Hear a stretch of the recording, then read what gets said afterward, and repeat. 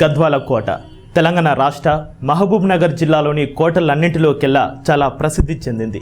ఇది గద్వాల పట్టణం నడిబొడ్డున వెలిసిన ఓ పురాతన కోట.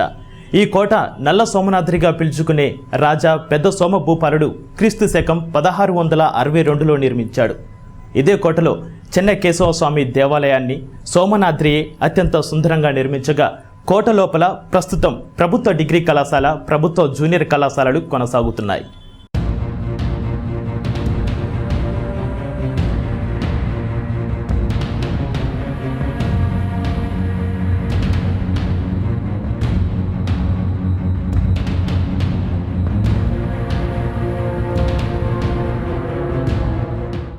నిజాం నవాబును ఎదిరించి 1946 నుండి 1949 వరకు గద్వాల సంస్థానాన్ని పాలించిన చివరి మహారాణి ఆదిలక్ష్మీ దేవమ్మ.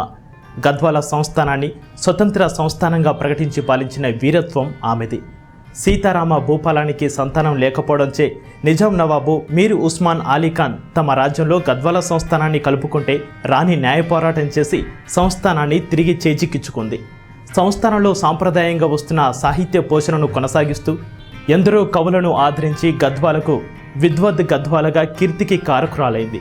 1949లో సంస్థానాల జాగీర్దారుల పాలనను రద్దు కావడంతో రాణి సంస్థానపు ఆస్తులను చారిత్రాత్మక గద్వాల కోటను ప్రభుత్వపరం చేశారు.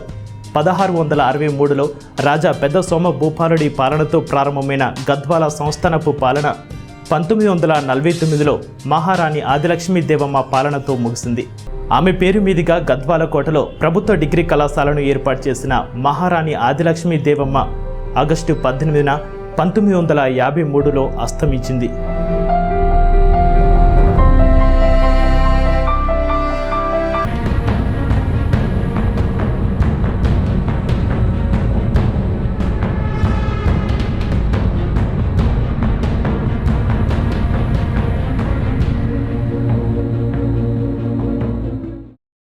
Watch, share and subscribe to cbc9.news.